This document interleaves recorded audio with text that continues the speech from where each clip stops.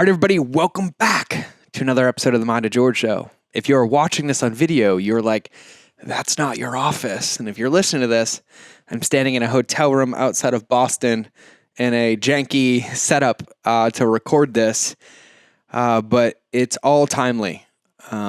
So I'm in Boston on a family emergency. My grandmother is on hospice. We had a very unfortunate turn for the worst, kind of out of nowhere. And so I took an emergency flight back here to be with my family. And then I was thinking about recording an episode for today. I was thinking about what interview I would post or who I would have. And I then realized that this situation where I am right now, I'm only able to be in, thrive in, be a support for my family, be a rock, be a voice of reason, while also be supportive and present because of amazing work that I've done and the work that I do every single day. And I started thinking about this, and I realized that I have an episode recorded that hasn't seen the light of day in about 2 years and didn't really get full justice. And it's about presence. It's about leadership. It's about attachment. It's about creating meaning. And it's about focusing on what really matters in our life, in our businesses, with our families, with the legacy that we want to leave and the ones that we want to live. And it was recorded with my dear friend, Dominick Quartuccio, who was a friend of mine. He's somebody I do practice with. He's somebody I've learned from. We work together on these things. He's an amazing rock. And this interview is solid when it comes to all of us. And what I'm facing, what I'm in right now, is the forced container of presence and the forced container of understanding what really matters in this world. And I am in a situation in this moment where the one currency that I want more of, I can't create, which is time. But because I understand that, I've been able to build a life and a business that's allowed me to be here to create as much as I want by staying focused on what matters and not getting lost in the rat race or the compensation or the quote unquote hustle. And so today's episode and this introduction is to bring in this episode to bring this perspective of presence, to understand the meaning of why we do all this and what really, really matters so we can apply it into our life, into our business, to create the results that we want so we can utilize this asset, which is time, and get as much of it as we can and utilize it with purpose to create the difference that we want to create. And so my only ask for you listening to this is that you please keep me and my families in your prayer, my grandmother particularly. Good thoughts, good positive energy, good prayers, good anything. And if you reach out to me and I'm quiet for a couple of days, we will get back to you, but I am focusing on my family, and I will be doing a podcast down the line, inspired by these events as I'm plugged back into my life and what's gotten me here 38 years later. And so my only ask is that you please send positive love, positive light into my world and into the world, because it makes a difference. And so without further ado, I can't wait to share this episode with you. And for those watching this, thank you from the bottom of my heart. For those listening to this, thank you for being on this ride with me. Thank you for being in my community. And thank you for being my light, because I lean in a lot of you when you don't even realize it. When I'm having my downtimes, I read your comments, I read your reviews, I read your posts on social media, and it makes a difference for me. So thank you. And without further ado, let's start the episode with my dear friend Dom, and enjoy. So let's cue the intro.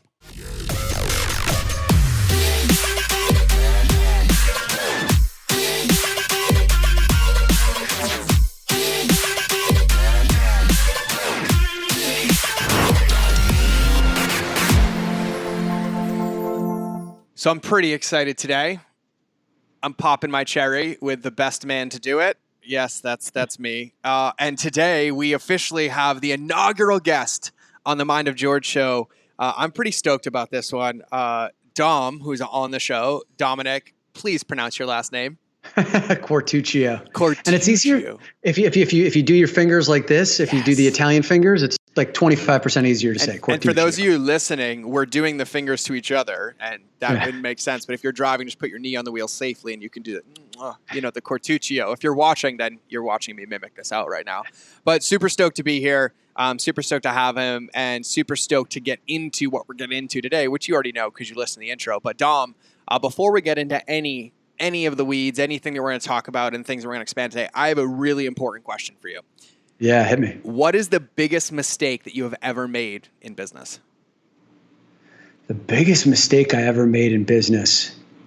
The biggest mistake I ever made in business was, to answer that, the biggest part of my background was 15 years in corporate and financial services. I've been an entrepreneur for 4 years. That was a mistake. The biggest, no. No, I'm kidding. I'm not vilifying. I want to be very clear. I'm not vilifying my time in corporate, but what I will say, the biggest mistake I ever made was believing that someone else had more clarity around how I should be building my career than myself.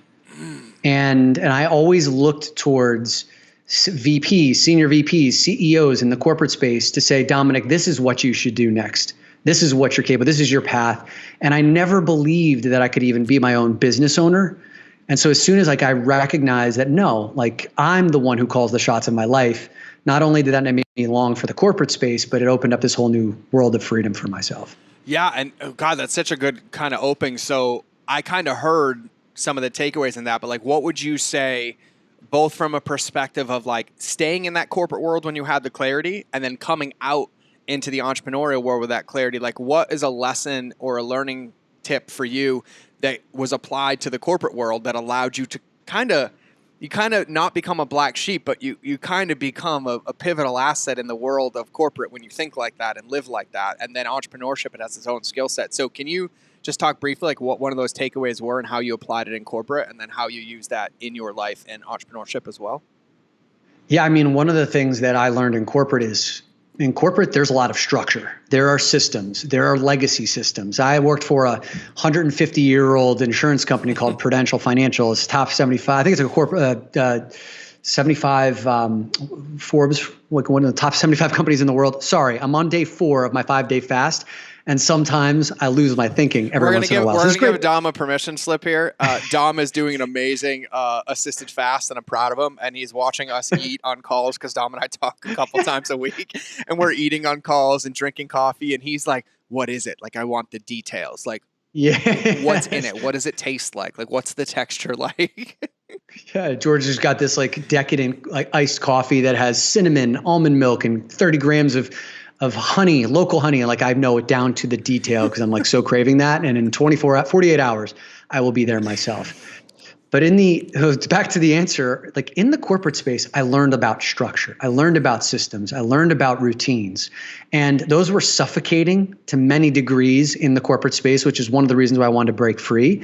But in the entrepreneurial world, I see so many creative thinkers, so many big ideas, so many different ways of doing life, but I also see a lack of structure. Yeah. I see a lack of an ability to execute, to create a big vision that may take years to execute on and then to show up on a daily basis and to get it done.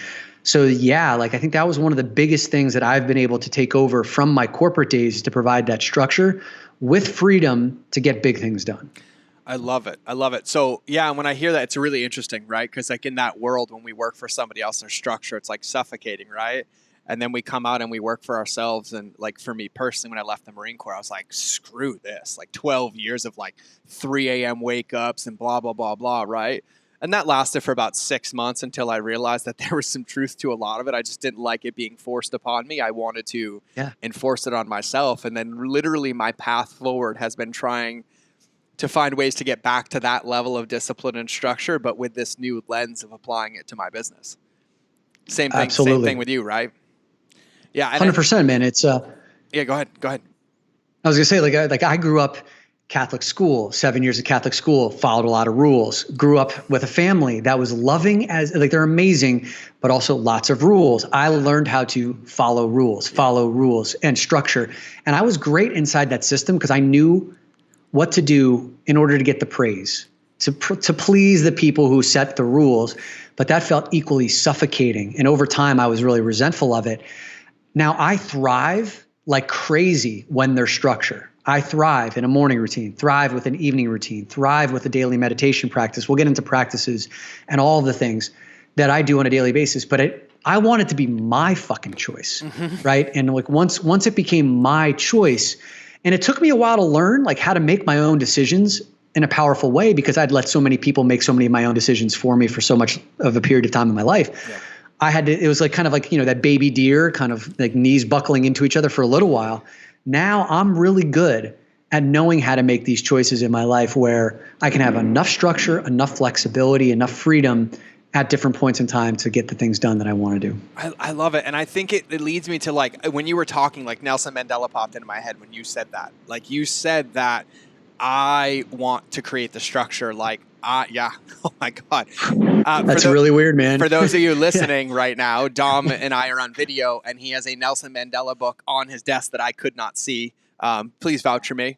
I could not see it's that. the only book. It's literally the only book on my desk. It's the Prison Letters of Nelson Mandela. And like you, go ahead. And what I think is so important, and one of the reasons that I lean into you, Dom, so much. So Dom, just for everybody's reference, Dom is a friend, a soul brother, also a mentor, a mentee. We trade roles in each other's lives often.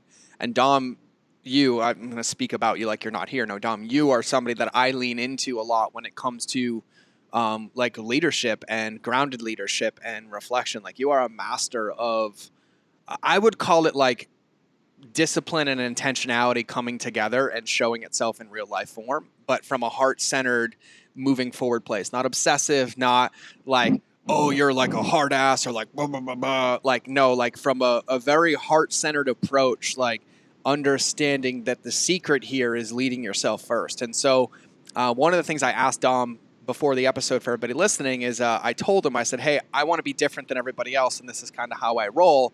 And so, hey, whatever you know to be the best of the best that you have, I want you to give it to everybody on the episode for free to put it into practice today. And so Dom, at the end of the episode, he's going to basically give you a couple steps or a step-by-step process to understanding the secrets to leadership and leading yourself first, which is the biggest secret here. But Dom, can you just give us like a good 30, 45 second, like what that entails and what people are going to be looking forward to, and like what that really means in their life?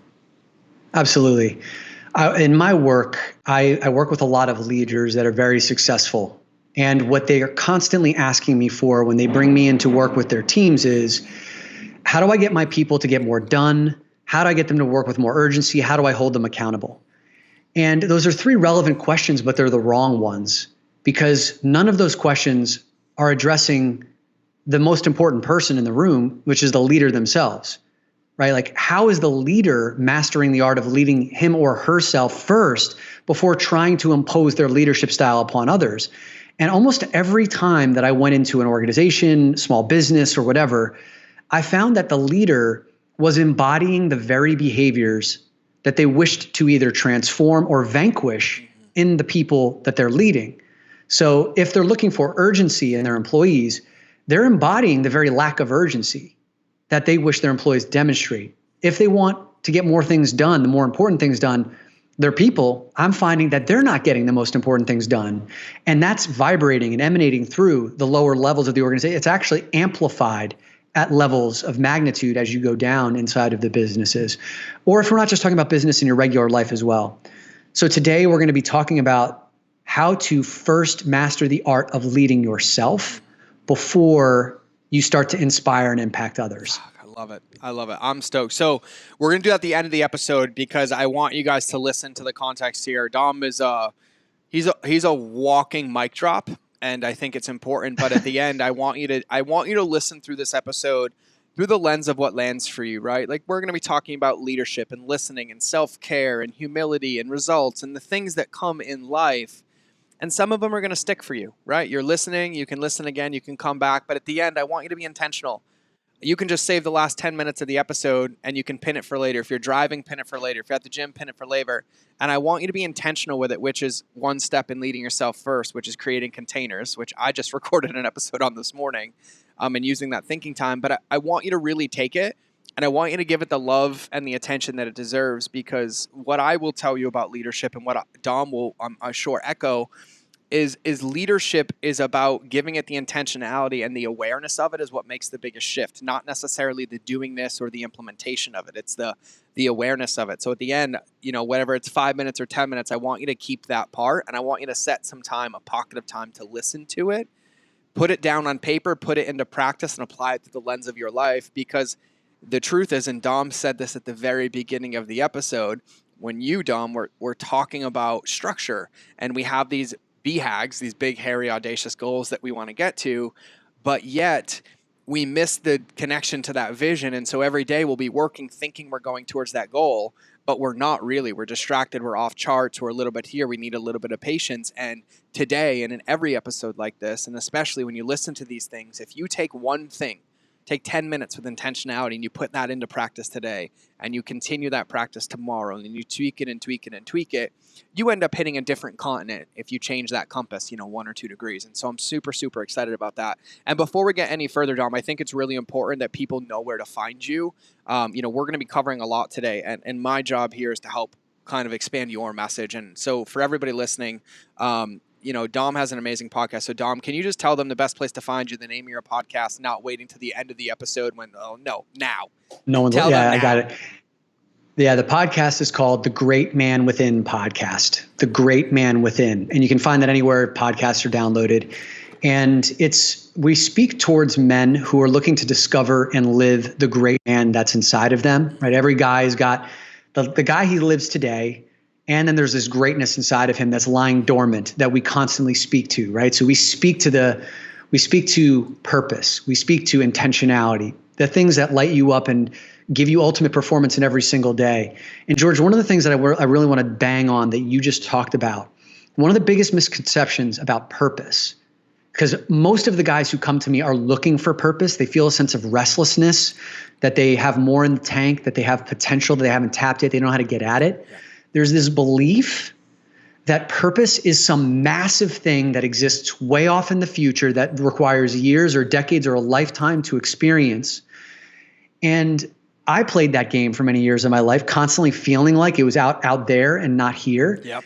And what you just talked about is the secret to purpose is really purpose is lived on the daily. Totally. Right? Through inspired action, through feeling that aligned. It's like, I can be lit up in the mundane parts of my existence, or I can be lit up knowing that I'm chopping wood and carrying water, right? The Buddhist philosophy of the path to enlightenment is chopping wood, carrying water. And if you can find peace and reverence in the smallest of things because you know what it's in service of, that happens here today, yes. Every moment, like in any moment that's available. Yes. So when I made the shift of, purpose is not this big thing that's separate from me in the future, but it's here right now, then my days became much more vibrant. Then my days became more mysterious and exciting. It was like every day there was a new gift to open up if I chose to see it. And that's one of the reasons why I joined your mastermind, is because I could feel that emanating from you, right? You live that every single day. And you can clearly see and feel the people who are living that every day versus the people who set BHAGs and they talk all day long about BHAGs and they seem miserable every day that they're living that BHAG because they think that what they're looking for is out there. Totally. Yeah. I want to jump in on this, and we're diving into this now. So everybody, just so you know, women too, one of the things that I teach people all the time is don't put a label or container on it. Dom is a master at teaching principles that can be applied to either the masculine or the feminine. And also what I love about people like Dom, I listen to a lot of podcasts that are women oriented only to have a better understanding of me and my wife and my daughter and how I relate to them. And so give it a listen. And by the way, husbands, boyfriends, just slide an episode into their DMs and be like, hey, honey, I found this. This dude's awesome, right? Like just Trojan horse man and be like, Dom told me to, right? Advocate your responsibility in it, but send it in there. Go ahead. And if you don't mind if I jump in on that too, actually one of the number one way that people find on my podcast is our women listener audience is so big. Yeah. They're the number one ones who are pulling it, like doing what you just suggested. They're bringing their men in because many of the episodes that we have, we bring on like women experts. Oh, women you've had coaches. Some amazing women guests on there dropping mind-blowing bombs. Sure. And go ahead, tell it. Our number one most downloaded episode. We run a podcast for men. Our number one most downloaded episode is A Man's Guide to the Menstrual Cycle. And we had a few women who wrote the book Wild Power, who run the Red School, to come on and teach our listeners the 4 seasons of a woman's menstrual cycle and like what we can do to support, what may be needed. And that episode is like by far and away our most number 1 downloaded. I love it. I love it. I love it. And one of the things you just said, I want to dive into this purpose thing, right? And you gave me credit, so thank you. Heard, received publicly, and I got there by accident. Big, hairy, audacious goals scare the shit out of me because there's a part of me that believes that I can almost get it and have it, which challenges my belief system as a human based on my paradigm. Yeah. And so I find that when I set big, hairy, audacious goals and I focus on them, I tend to deter down these paths of self-sabotage. And so for me, understanding myself, not really anymore, but understanding myself is that it was also more supportive of me to have a tight container of like living my purpose. Like, what's the difference I'm going to make today? What is the lever I'm going to pull today that is going to at least get me, my family, my team, and my customers one step closer to all of us being in our goals? And that mindset came out of survival, right? Like it came out of fear and scarcity and survival, but it also became a very powerful tool because in order to be able to live in the moment every day, I have to have a solid foundation, things that work, and they're supposed to work, right? And you know this, like I'm not going into my grave like pretty and unique. Like I'm tattered, scarred, bruised. Like I live hard, and sometimes I pay for it, but I also do the same thing in business. And so when you talk about this, Dom, a massive something that landed hard for me last week that I read was depression comes from thinking about the past and anxiety comes from worrying about the future. Yep. And I think right in that moment, the third stanza to that I would add, and happiness comes from being in the presence, Sure. like right now, which is purpose, like presence is purpose.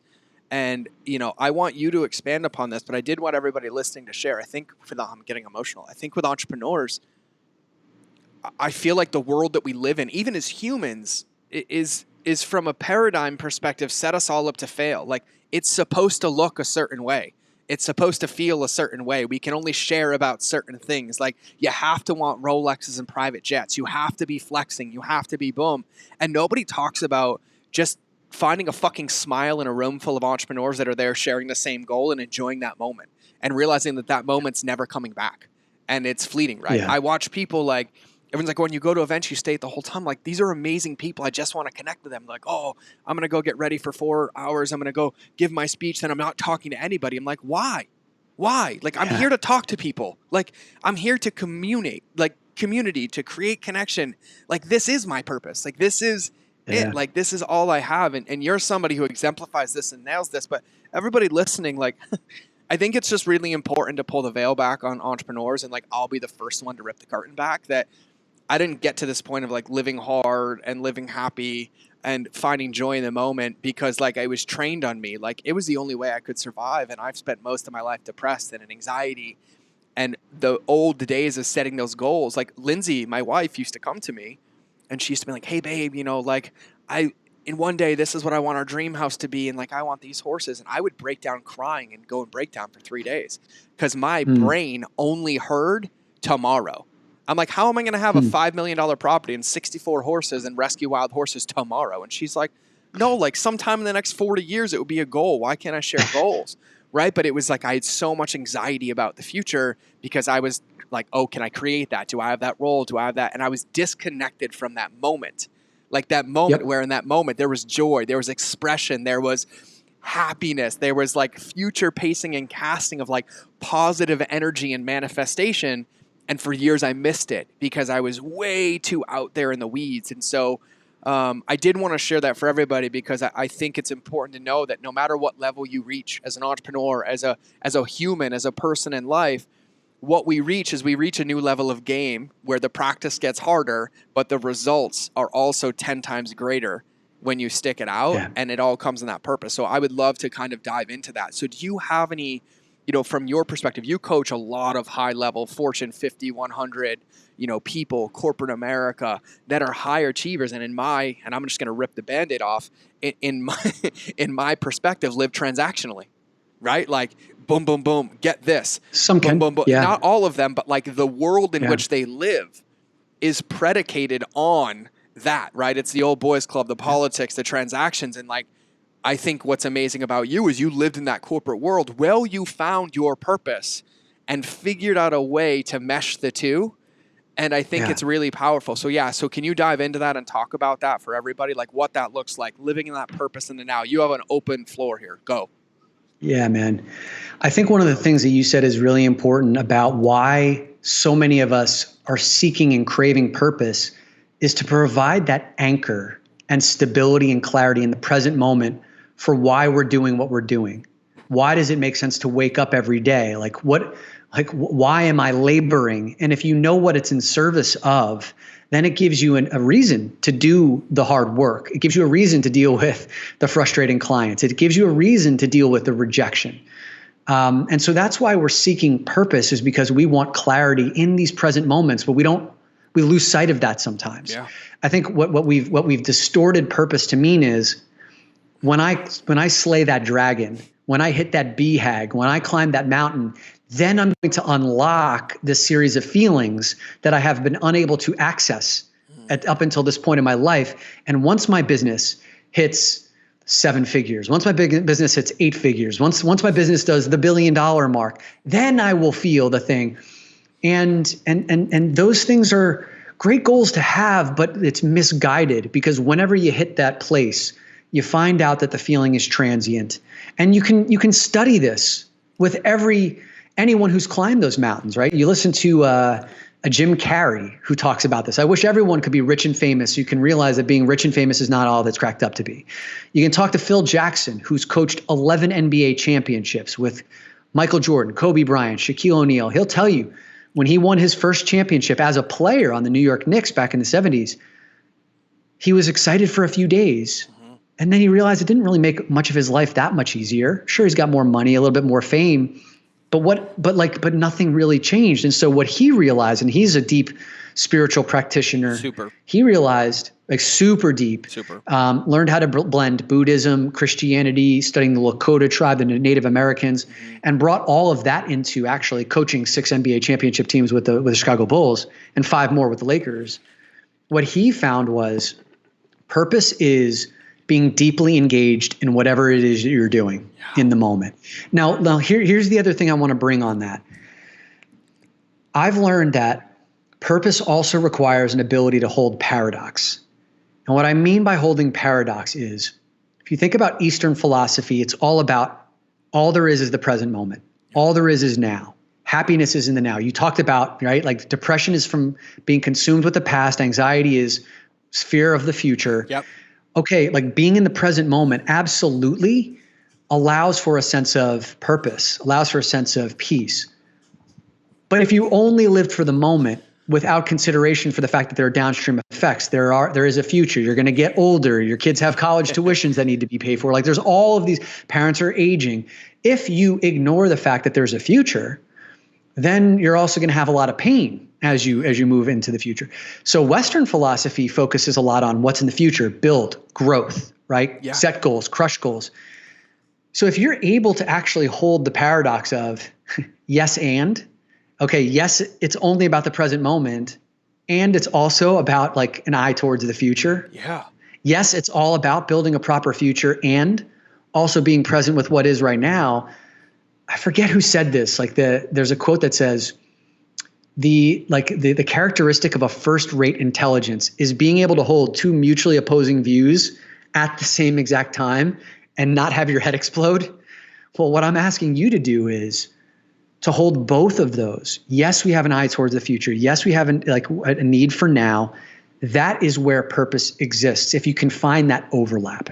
I love it. And I'm the single color crayon in the whole box of 32 crayons, right? So paradox, define paradox for me, because I use paradigm all the time. But when you say paradox, is that holding almost like 2 conflicting beliefs? Is that what that is? Like, what does that mean?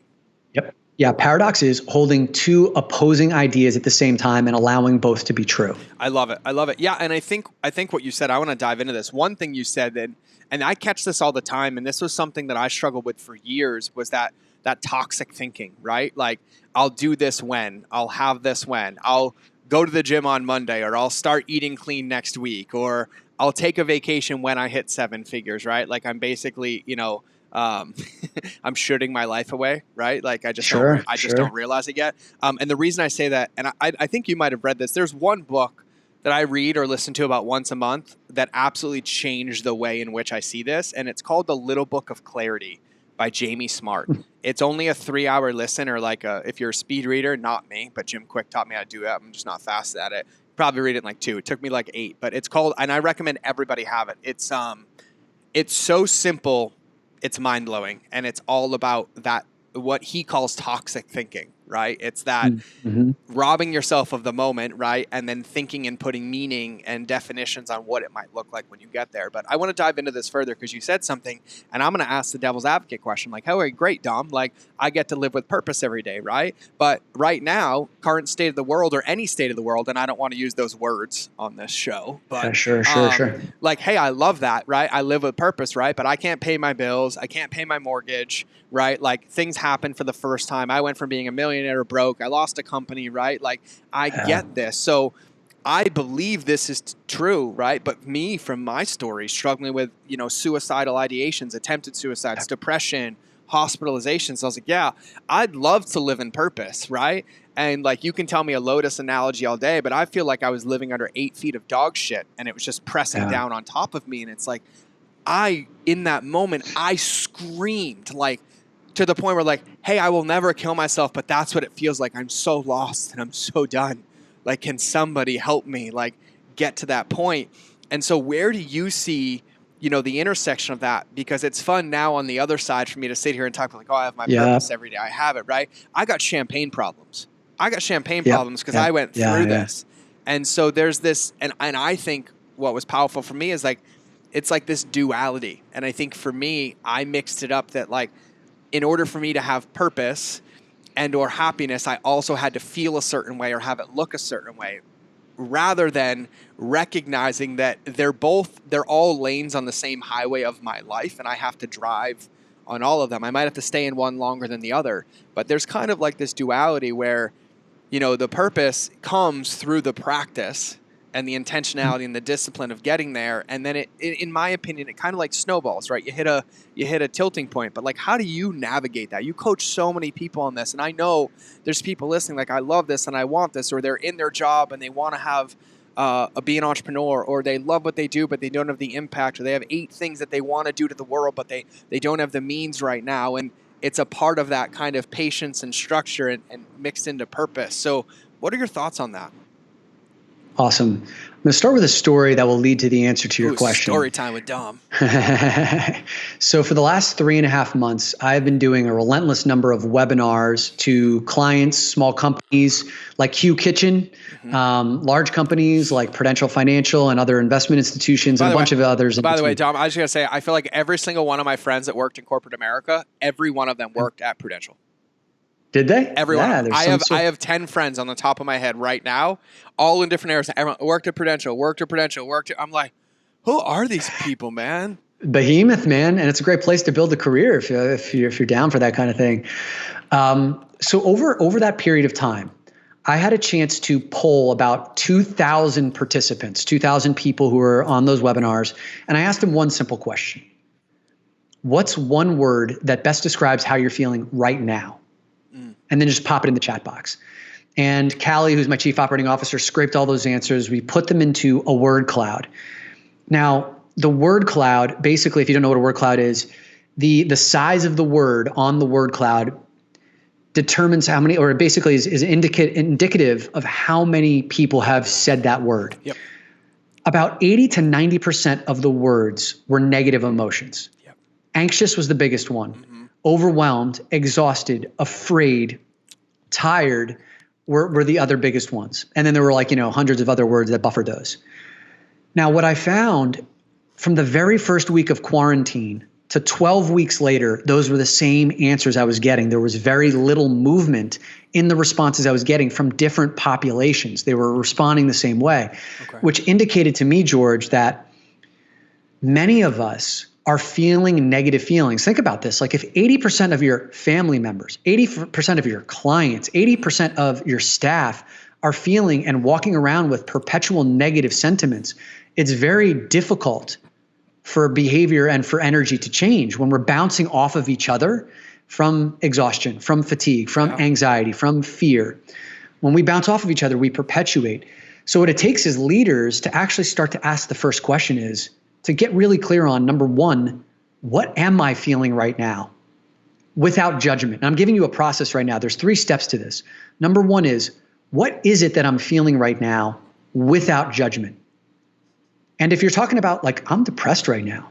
Okay. Like depression, just naming it and not beating yourself up for it. And I don't know if that's possible because I've not stepped into that place of depression. I certainly know what it feels like to be in a funk and a dark place for periods of time. I've been through 12-step programs and recovery. So I have that in my history. But even if it's just like, okay, I'm anxious. That's the first step is number one, knowing what it is you're feeling without judgment. Second thing is, what is it that I want to feel? This is why so many people got stuck for 12 or 13 weeks feeling negative sentiments, is because they haven't asked that second question. What do I want to feel? Yeah. And when you can identify, well, if I'm anxious, it's unlikely that I'm going to be lit up from purpose in the next 24 hours. Maybe just getting to neutral is a huge win 1,000%. Because I've been living with anxiety for 12 weeks. If I can move from anxious to neutral, that is a win. Abraham Hicks, who talks about law of attraction, right? Abraham Hicks says, when you are in a negative place, emotionally or feelings wise, you're only looking for the thoughts that will provide you relief. Yep. Relief, that's it. And it could be a really small step, like one rung on a ladder. Going from depressed to purpose, that's a Grand Canyon sized gap. You're setting yourself up for failure, right? Going from maybe sad or uncertain or fearful to, I've got momentum. Don't know what that looks like, but what thought can bring you there? So first question is, what am I feeling? Second question is, what do I want to feel? And the third question is, what tool do I have available to me to move from where I am to where I want to go? And that tool could be meditation. That tool could be directing my thoughts with intentionality, deliberately directing my thoughts, because my thoughts are wild horses right now. What if I could actually just guide them to something that gives me a sense of relief? Unicorns. A tool could, right? Yeah, right. A tool could be listening to George's podcast. A tool could be listening to mine. A tool could be like, what are the different tools at your disposal to shift where you are to where you want to go? Because when you use those tools, you are in purpose. You are on purpose. Yeah. Like just going from like that, like where I am to where I want to go, you are actually on purpose, even if it's moving from a really low point to just one step higher. That is actually on purpose. Well, I think, oh God, I love this, and I want to dive into this. You and I talk about this a lot. Me, and Stefanos talk about this a lot, right? We coach men, we coach people, we coach entrepreneurs, and to take this toxic thinking to a deeper level, even understanding the topic of toxic thinking and trying to fix it is also toxic thinking, because it's in the doing of it, right? And we talk about this all the time, that really, as a human, our biggest win, like the ultimate level of enlightenment, is just awareness. Because when you are aware, you are plugged in and you see the field. You see all the levers, you see the inputs, the outputs, and where. And it's almost like you're standing at 30,000 feet looking down at you in your life, and you're like, oh, that's how I feel. And then on the other side, like, that's how I want to feel. And there's this gap in the middle. But when you're aware, you can figure out what bridge to build. How long does it need to be? What strength? Am I driving over it, walking over it, right? There's 22 bridges into Manhattan, right? If you need to make a new one, just for you to walk over, you're probably not going to construct the Brooklyn Bridge, right? Like, you can just throw like a rope bridge and walk across, right? And it kind of depends on the situation. And so to sum this up, like what this sounds like is that this is like a 3-step process for emotional awareness and liberation, right? Emotional awareness and liberation. And so step number 1 is basically pattern interrupting ourselves to a point where we go from being the viewer of the feeling, of the life, of the body and the brain, to the person directing the movie. That's kind of how it feels to me, right? And I lived with this, right? And just so everybody knows, I'm pretty open about this. I've been hospitalized, psychiatric wards. I've been in and out of them. I've been in some dark, dark, dark places. And the biggest struggle for me and anybody, and Dom's been through 12-step programs as well, so we know this. And the biggest challenge for me is that in that moment, in those situations, I logically understood that it wasn't real, but I didn't have the capacity or the vision to understand that it wasn't really going to happen. Like there was so much dissonance where it's like, it felt so real and like I was going to die in that moment or my life was going to be over because of that. I call it the toxic cesspool of shit in my head, knowing that only 80 out of all memory, 80% of it is constructed by our brain and only 20% is accurate. But yet I believe it to be 100% true. And I love it. So step number 1 is awareness, right? So the goal here is whenever you're in a situation that's unideal, disconnected from purpose, or listen, like this, this bullshit belief, like, oh, I shit unicorn and rainbows every day and I'm just happy all the time. Like, no, you only have happiness because of the polarity of the other side, right? We have to understand that ranges of emotion support us as humans. So for me, number 1, awareness. So identify with as much accuracy as possible what I'm feeling in that moment without judgment. No fault, no blame, no guilt, no shame. Just identifying the feeling for what it's like. Oh, that's interesting. I'm feeling X or I'm feeling Y. And I think one caveat here is not saying I am depressed or I am sad, but looking at it, say, I feel depressed. I feel sad. Not taking ownership of those feelings. And I'm summarizing your stuff for me and everybody listening who listens to me all the time. So then step number 2, and I think, Dom, this is something I struggled with when a lot of stuff happens in my life, is that I'm so deep in the weeds of what it is that I am feeling with judgment that I'm complaining or I'm sad that I'm there, but I couldn't tell you where I want to be. I don't know. Okay. Like for me, as somebody who's struggled in that spot, right? It's so easy to be like, I want to be happy, but even that thought alone in that state doesn't sound good because there's a part of me that was comfortable in depression. There was a part of me that was comfortable in there because the familiarity and the things like that. And I think that step 2 alone is probably the single-handed biggest needle mover for me personally. Business, life, relationships, right? When Lindsay and I are having issues and she's like, oh, I don't want this. And like, I'd be like, oh, I do, but I would say yes all the time because I didn't really know what I wanted. And then she feels set up to fail and alone, happens in business with my kids, with friends, everything. And like really taking the time to know, like, this is where I want to be, right? Like I did a podcast on this. There's only 2 ways to win in business, simplicity and clarity. And the simplicity part you can't have until you know where you want to go and you find the path of least resistance to get there. And so for me, step 2 is like, what do I want to feel? And I think what you said is like, even a reduction in this or neutrality of like, just feel present or safe or anything that will give you a sense of relief, right? Like if you're in a negative state, anything that will give you a sense of relief is a notch up. Yeah. And then the third one, what I love is once you know where you want to be, you just have a gap. And the gap might be small, might be big, but then you have to figure out what's the best bridge to build that gap. And I'm going to ask you about this because this is something that works for me. What I've also realized is that the echo chamber of my own brain is the most dangerous spot to try to build that bridge. Yeah. Okay. And so for me, and I've talked about this a lot, and I would love your thoughts on this. So when I think about like what tools do I have, the first tool I go to is voice and truth, right? And so using what I've come up with and finding somebody in my life or a post or recording an audio or writing it down, getting it out of my brain and into tactile, right? Like into the world and giving it texture is what neutralizes a lot of it for me. And so when we think about tools, we of course have podcasts, we have meditations, we have all of that stuff.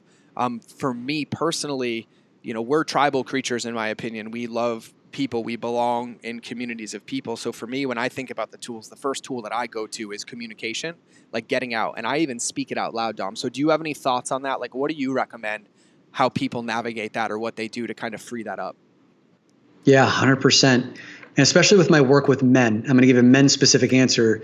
Men tend to go at these types of things on our own, right? We're rugged individualists. So we want to figure everything out on our own because we've been taught if you don't, then there's something weak about you. Or even if we don't subscribe to that weakness thing, we have just been unpracticed at learning how to articulate, to actually feel a feeling, to name that feeling.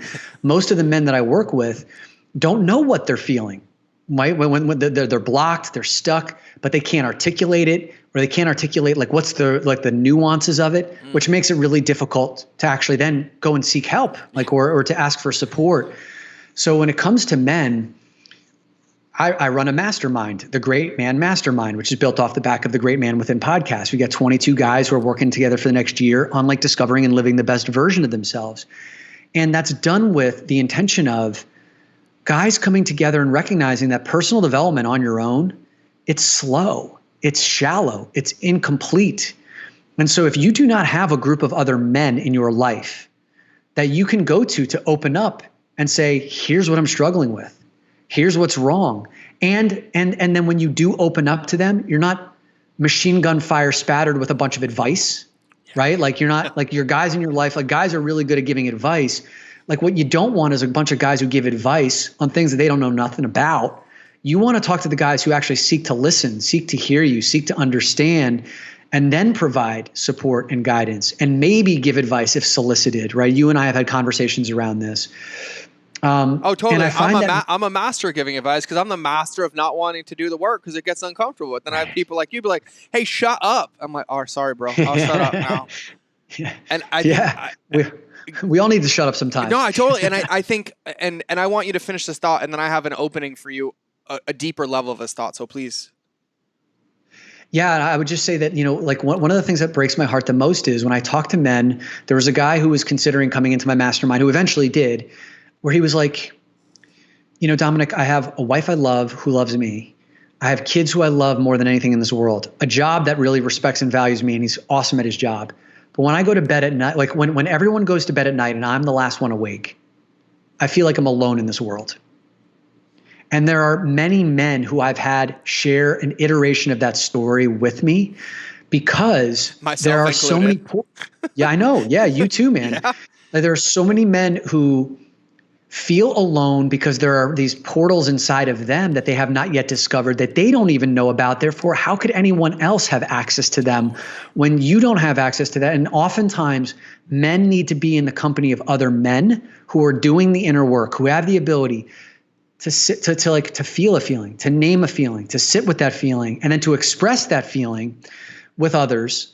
So one of my biggest tools, like one of the biggest things that I evangelize on the podcast and anywhere I go is, guys, find your tribe. And oftentimes it's going to take you who are listening right now to take your relationships with the men in your life a little bit deeper, asking deeper questions, being vulnerable and opening up first. I can tell you that there's so many men who are craving and waiting for someone to show up and be the first mover. And as soon as you are the one to do that, you'll be shocked at how many other guys are ready and willing and able to go there with you. And women as well. I think this is applicable across the board. And so when you say a lot of that stuff, Dom, and all of this resonates with me, it's all true. The one thing I think it took me probably, I don't know, you know this, I've probably invested over 7 figures just in personal development, coaching, therapy, cognitive behavioral therapy, EMDR, prolonged exposure, MDMA assisted psychotherapy, ayahuasca, like you name it. I mean, like I play hard in the paint, right? Like I go, they're like, hey, George, you like football? I'm like, yeah, like, okay, cool. Let's play on the Patriots for the Super Bowl. I'm like, I got it. And then I end up broken and battered, but I come out a better person on the other side. Right. But I think, Dom, I think there's a part of this that when I think about leadership, when I think about, let's call it personal development, I call it just growth and awareness, right? When we think about all of this, there's another trap for me besides the purpose trap or the big, and by the way, when we say big BHAG, it's a term that's been thrown around. It stands for big, hairy, audacious goal. There's a ton of stuff out there. There's 3HAG and all this other stuff. But when I think about it, Dom, I think underneath it, there was another trap that I fell into, what I didn't realize was there, which was the finish line trap or the finality trap, right? When these emotions come up or when I get, emotionally liberated or when I step into a new rung of leadership or I open up communication, my trap was, I made it. It's just going to work by itself. Or, I healed it. It's going to stay gone forever. Or I have this new level of communication with my team. It's going to maintain itself. Like, I planted the flower. It's going to now water itself on its own, right? And it took me a long time and a whole lot of self-acceptance and healing to get to the point where like I would have the moments like, I feel this way. I feel sad and I'm not judging myself, right? And so then I liberate it. But then the moment sadness comes up again, I make myself bad and wrong because, I feel sad again. I thought I went through this already. I thought this was there. So can you talk about, from your perspective, like we're talking about all of this, and just so everybody understand, these are the secrets to success. These are the secrets to leadership. These are the secrets, the quote unquote secrets that everybody you idolize that we do behind the scenes and we coach them on to get here, right? And you see the public persona. These are the secrets. But I think, Dom, for me, I would love your thoughts on, you live this by example, right? And there's days that we all fall out of practice, right? And, just like your emotional liberation process, it's like, oh, it's awareness. Like, oh, what was I supposed to be doing today? Oh, this. Oh, I didn't do it. Not judging myself. Where do I want to be back in practice? Well, what tool gets me back on there? But I think there's also this in our world, in the culture that we live in, entrepreneurial, right? Business owners, self-starters, leaders, that once we hit that finish line, or once we slay the dragon, per se, if you're a Joseph Campbell kind of guy, that the game's over. And there's that last step where you have to go back, teach the village everything that you learned, and then the next dragon comes. So how do you navigate that process? Do you have any advice for people of like, like for me, and I'll just speak for experience for 20 seconds, is it almost became harder to grow because I was just exhausted. I was like, come on, like, can I just get a break? Like, can this just work? And I had this really unhealthy relationship because I was like, I beat depression, but now it's going to come back. Like, it's almost easier to stay than it is to, what it felt like is like I was in the Mexican crab pot, right? If you ever use that analogy, you put Mexican crabs in a hole, one will try to climb out, but the other ones always grab it back down and they never let one get out. And that's kind of what it felt like. And so I don't know if you can talk on that at all. Yeah. Okay. That last piece was super important to hear, George, because what I'm hearing from you is when you were growing, when you were battling the demons, when you were slaying the dragons, it required every last ounce of your effort and then some. Yeah. And then when you finally came up for air, you just wanted time to breathe. Yeah. You just wanted time to recover. And your mechanism for that was, oh, I'm done. You saw it as a finite game. Yep. And because like everything it took to get there. Yep. And the reality is that the journey's never complete, right? And there's a beautiful part of that because that means we're always getting better. Totally. That means that there's always parts of ourselves that we can fall more deeply in love with. There's ways to surprise ourselves. And the other trap that we fall into when we're playing that infinite game is that the speed of go is the only speed. The speed of go is the only speed. Tweet that. And George, like, that's something that I know that like you feel many times, right? Where it's just like, I've got to go. And I've seen this for myself too, because I get maniacal, especially when it comes to like personal development. You see this with people in business, especially entrepreneurs.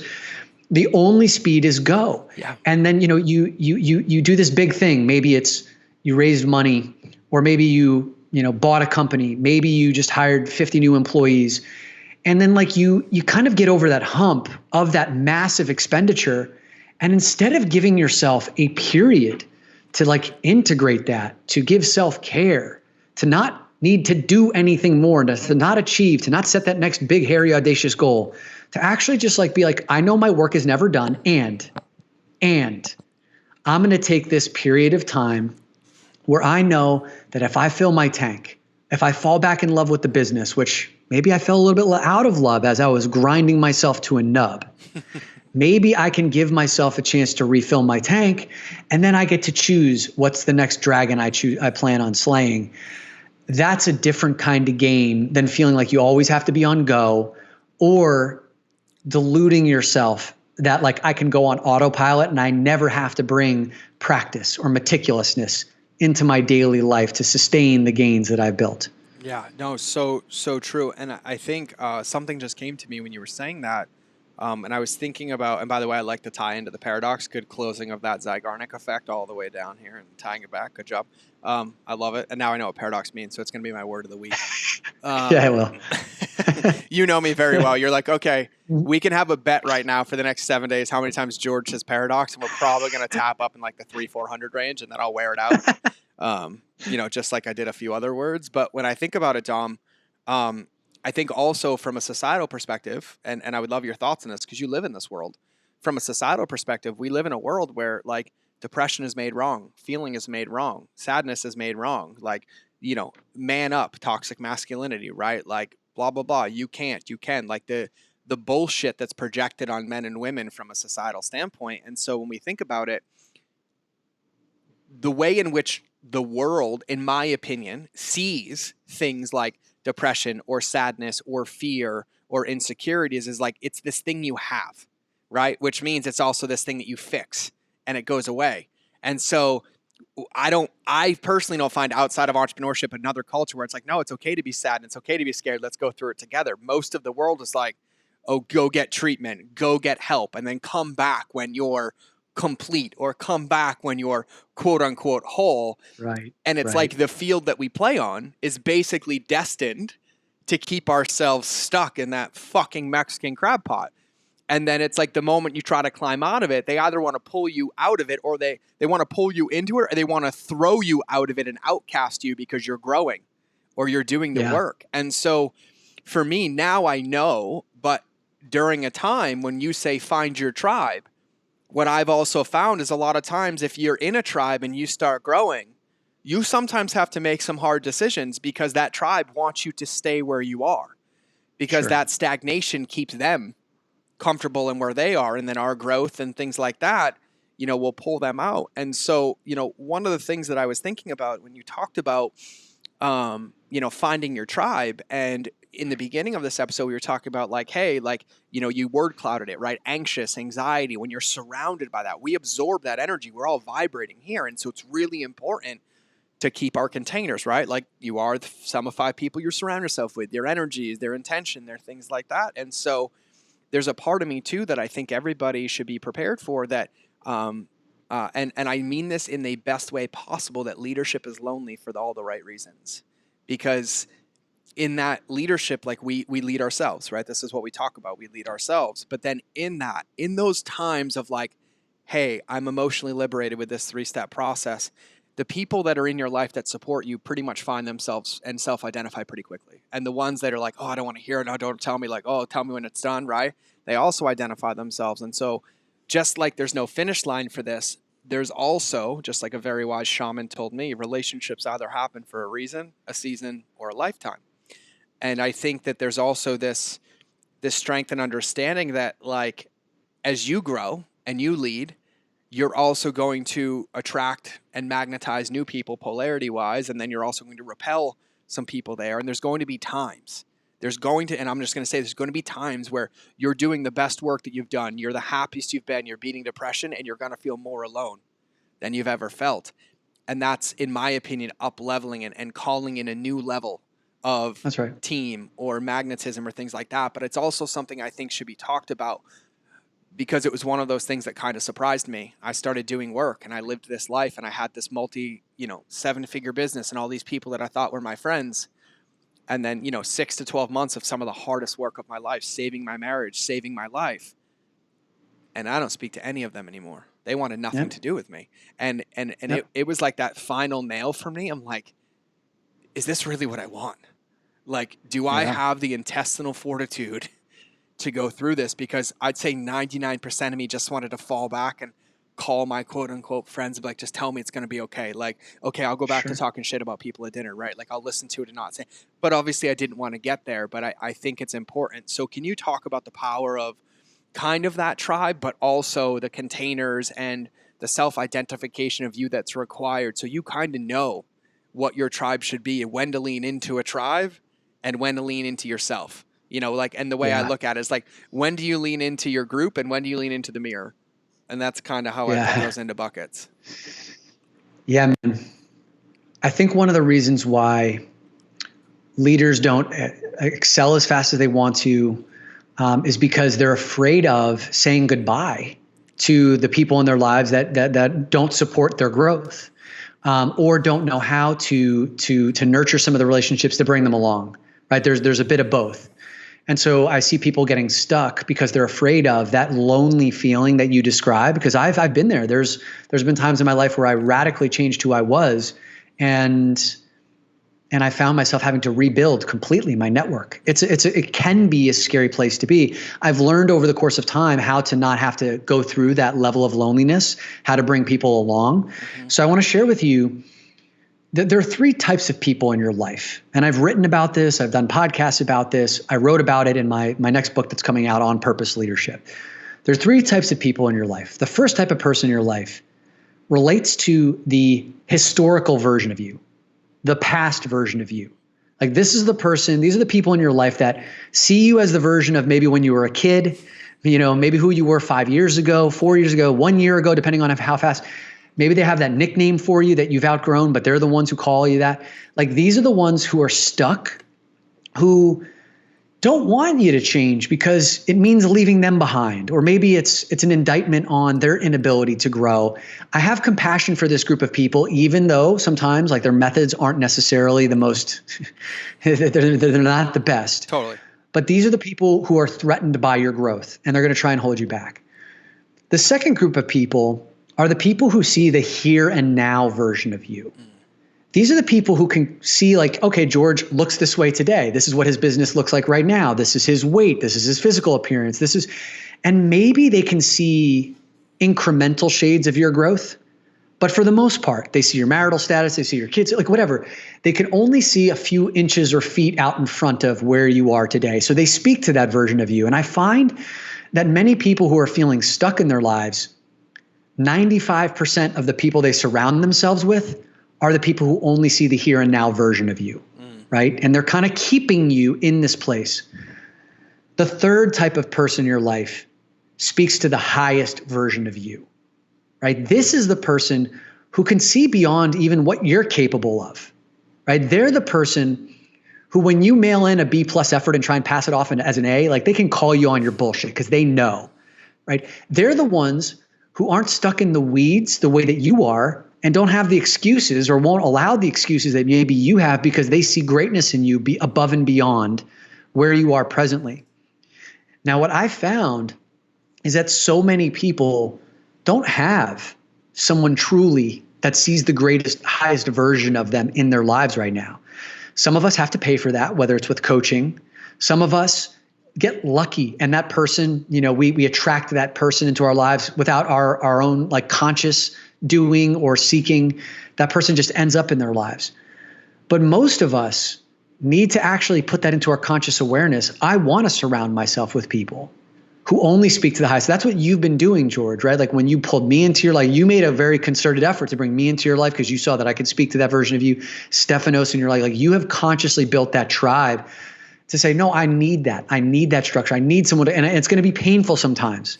There's shit that I do that like causes you pain, and then you go away, you come back, and then we deal with that. Same thing with Stephanos. Same thing and vice versa in my relationship. And by the way, if you guys want, if Dom and I recorded some of our calls, I'm like, I effing hate you, you motherfucker, and I love you, which is why I'm telling you this. I think one thing before you finish to that third person, when you said, when you hand in a B+ effort and mask it as an A and they call you on it, for me, those are also the people when I hand in an A effort and I grade it a C, plug me into also what I created.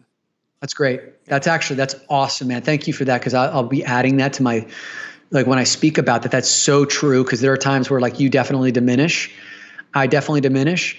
And then people like, I need those people in my life to be like, dude, do you realize the impact you've made? Oh, I've kicked for everybody listening. I've wanted to virtually have kicked Dom in the shins quite a few times. And I was like, and I even met Dom. I was like, do you see how great you are? And he's like, no. I'm like, no, bro. Like, I see the next fucking 25 years of your life, like, laid out in front of me. And I just want to be a part of it. Like, I just want an ounce of DNA in that game, in that world that you live in. So, no, man, I love that. So, yeah, continue on those three types of people.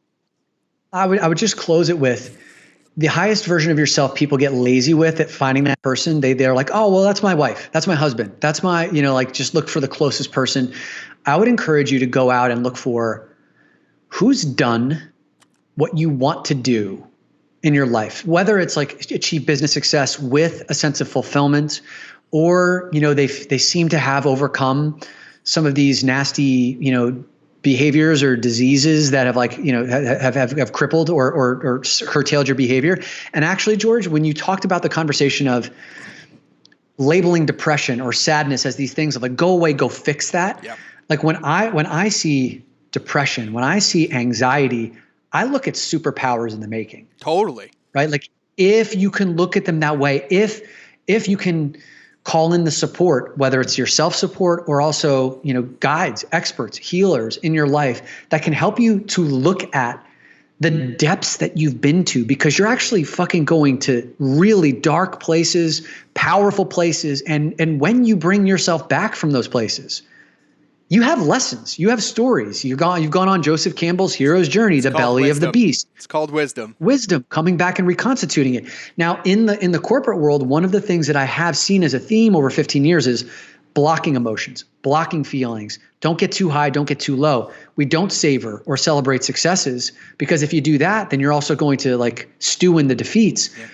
And that's where people's lights start to go out. Like they dim their power. And I could see people who are at the highest levels of organizations at the ages of 45, 50, 55, who have no more spark left. And they don't know why. It's because you've shrunk your field of emotions down to a few inches on either side of the 50-yard line. Totally. So anyone who can cultivate a working relationship with your emotions, and even when you get into those depths of despair, to be able to bring yourself back, to know how to do so, and to actually like find joy, like not joy is not the right word, but to find purpose in the process. Yeah. I'm here because when I come back, I've got a fucking message for myself and for the world. Yep. That's where the game really gets started to play. And I would say a crucial component of finding those people who speak to the highest version of you, they are masters of emotions. They're masters of feelings. They've gone through the depths. Be very wary of anyone who hasn't gone into the depths of despair and come back with a story. Anyone who hasn't done that, be very wary, because I doubt highly that they have the ability to speak to the highest version of you. Totally. And one thing you said, because we got to start wrapping respect time. We'd go for 5 hours. I'll just keep going forever, but you have a tighter schedule than I have. Yeah. When you said something a couple minutes ago, it really resonated with me, because there's a lot of business lessons roped into it. We were talking about relationships, right? And when they serve their purpose, or when you have to move on. We were talking about not being romantic about what they look like, right?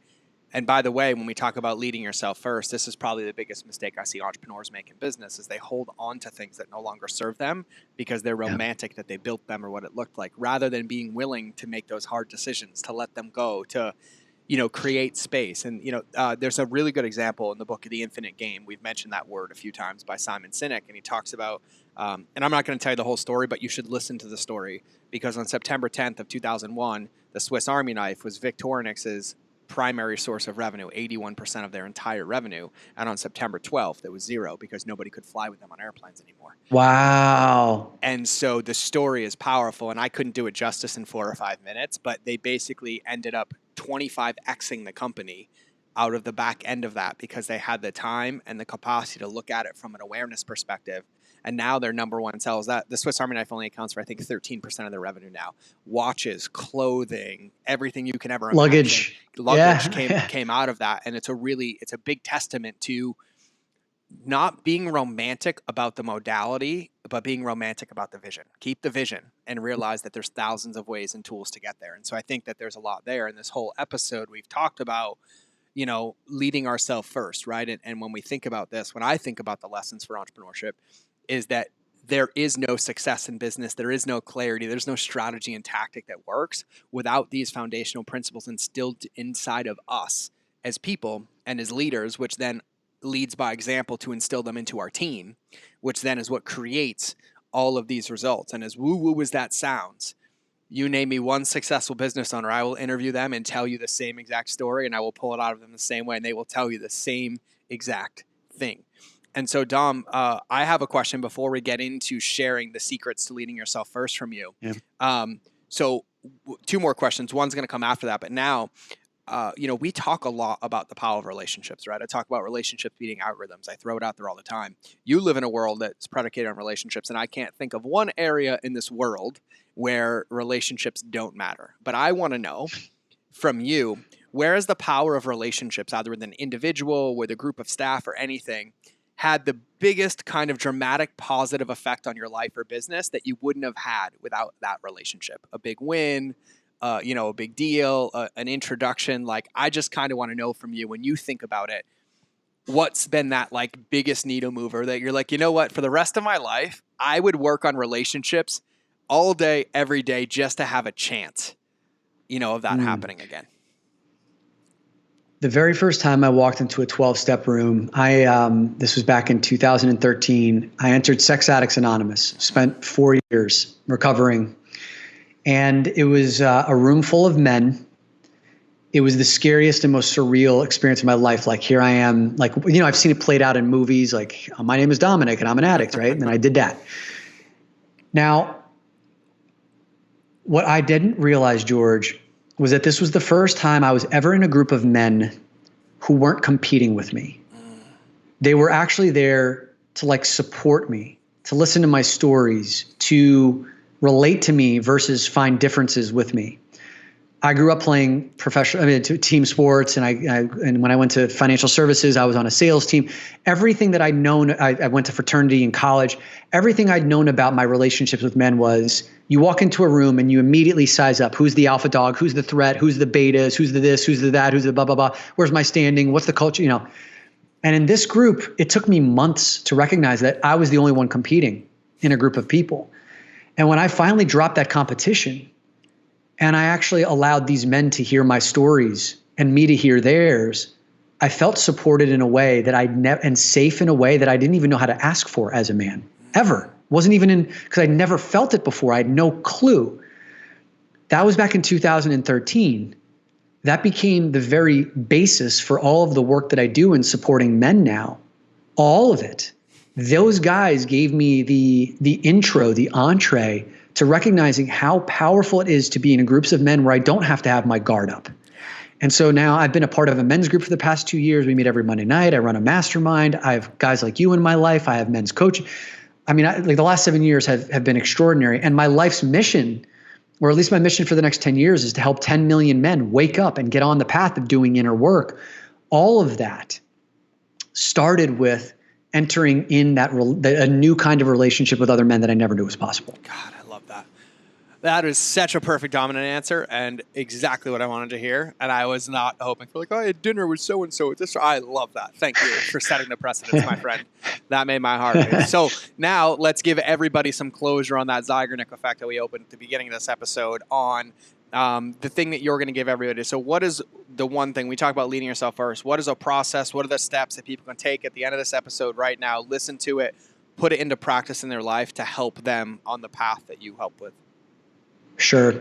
One of them I already kind of went through, and I want to give you an extra distinction on it. So one of the biggest can openers for finding purpose regularly is to surround yourself with more people who see the highest version of you, right? So those 3 layers of people who see the then version of you, the here and now version of you, and then the highest version of you.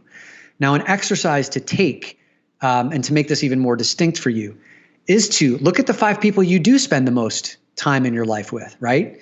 And then put them in those categories, right? Like assign them a category. The 5 people you spend the most time with in your life, do they belong in the category of they speak to the highest version of me, the here and now version of me, or they're holding me back, they're speaking to the then version of me? And when you start to recognize okay, these are the people I spend the most amount of time in my life with, and you can categorize them, you will start to see that the more people you have in the top category, the highest version of you category, the more often you will feel connected to your purpose, because they're the ones who are constantly calling out the best version of you, constantly not allowing you to drift. They're not allowing you to mail in the B+ effort and pass it off as an A, or to ignore your A effort and think that it's a C, right? So that's a number one. Connect with the highest, find those people in your life. And the other thing I wanted to share with you, a really practical way, is to get in tune with this concept of what gives you your greatest energy, right? These are the things that when you're doing them, think about it from a flow state perspective. Yep. Characteristics of flow are you feel a sense of selflessness, like your inner critic goes offline during these things. There's a time distortion, timelessness to it, right? Like 1 minute can feel like an hour can feel like 1 minute. Totally. There's an effortlessness to it. You're not grinding. There's you have an effort, but it's not exhausting to you. there's a richness to it, right? There's a sense of when it's done, I got better. Like you can feel selfless, timeless, and effortlessness by playing a video game or watching a great dramatic television show. But this characteristic of richness, feeling better, feeling opened up is a key characteristic. So what I would love for you to do is write an inventory of all the things that you do over the course of your day. Just everything that you're responsible for. This is a great one.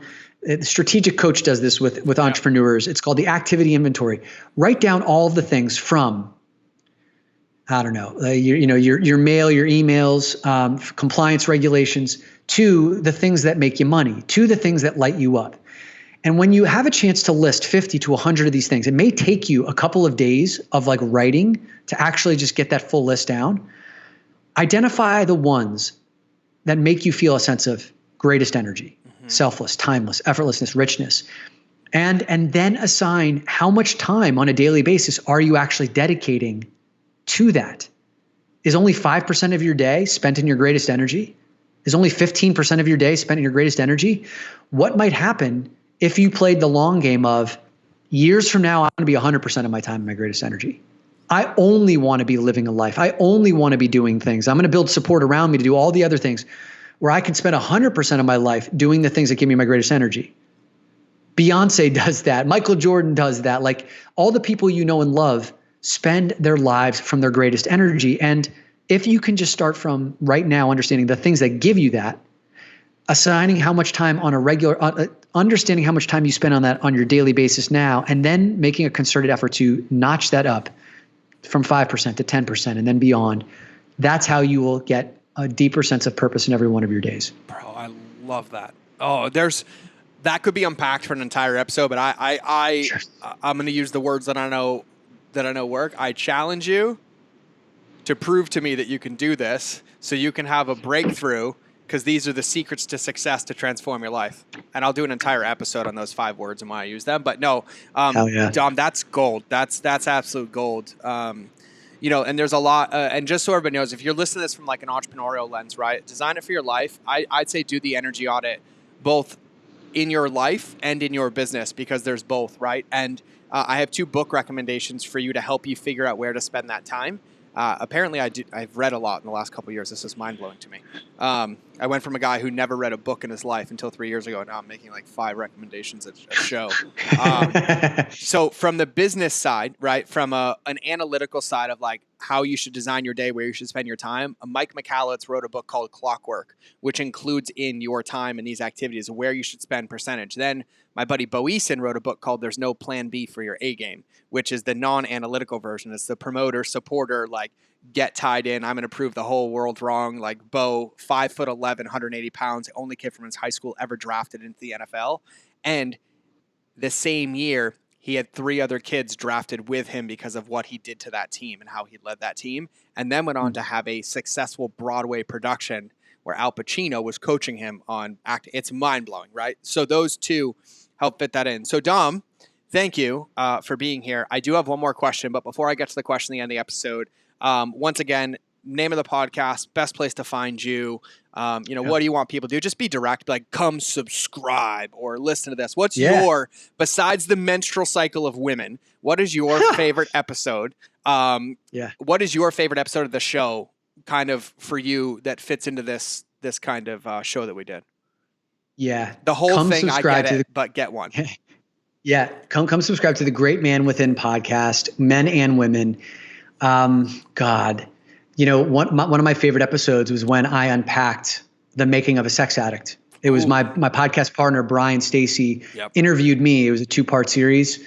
And even men who have never had a compulsive sex life, but maybe watch too much porn, or maybe have cheated on their partner, or maybe have lost their luster in their sex life, have been like, dude, your story woke me up. Even just like having a public and a private life, and how big of my life, how many big parts of my life I've just like, I hide from the world. That was one of the first 5 or 6 episodes that we did. And it was one of my favorite because it was the only time on my podcast that I got interviewed. I love it. No, go check it out. And I think too, one thing in the lens of that, listen to it, but it doesn't matter what the addiction. I mean, people are addicted to social media. They're addicted to distraction. We're addicted to pain. Like The principles are all the same. I've been achievement. Like I've been through multiple 12-step programs as well. I'm, been through all this as well, and it's super powerful. So last question to wrap the episode, Dom. Tell everybody one thing that nobody knows about you or has never been publicly discussed with the world. I feel like that requires some real thought because my podcast, I bare my soul. It's one thing that nobody knows about me. I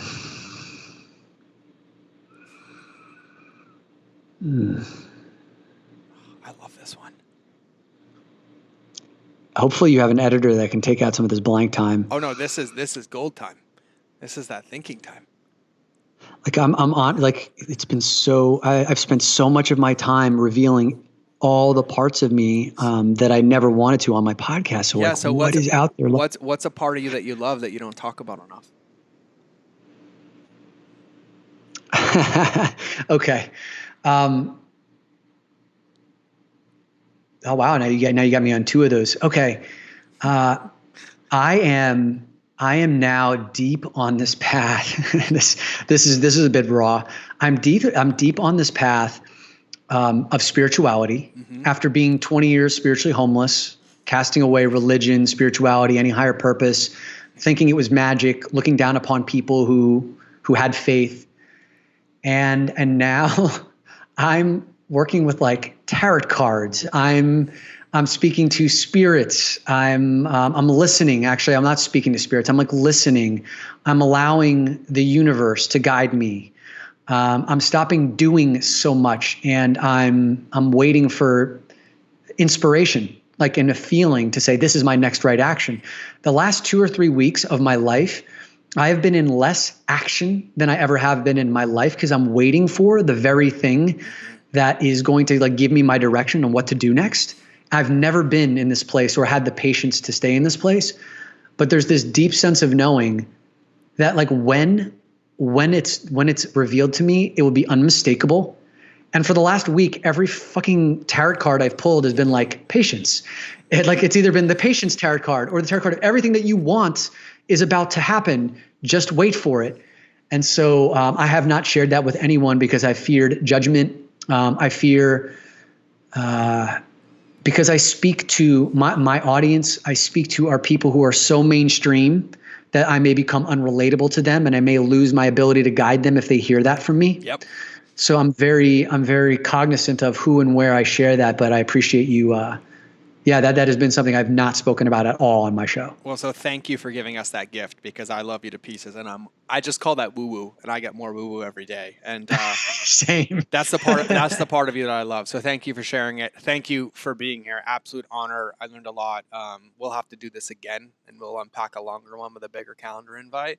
But super stoked, super honored. Any closing words for anybody before we wrap? Listen to this man, George. He, the reason why that I've signed up to do work with him and then to have him in my life as a friend, as a mentor and, reverse is because like he's coming from the deepest place of care, like his heart and is only matched by his brilliance of mind and how he sees the world is no one else sees the world the way that George does. And he's the real deal when it comes to the place that he comes from. So, so listen to this man. Thanks, man. Yeah, I ride that tightrope between insanity and my own self-destruct brilliance. And I just figured I didn't take medication. It makes me smart, right? No, I'm just totally joking with everybody. So remember, everybody, that relationships will always beat algorithms. We'll see you in the next show. Thanks for being here. Have a beautiful day, and we'll talk soon.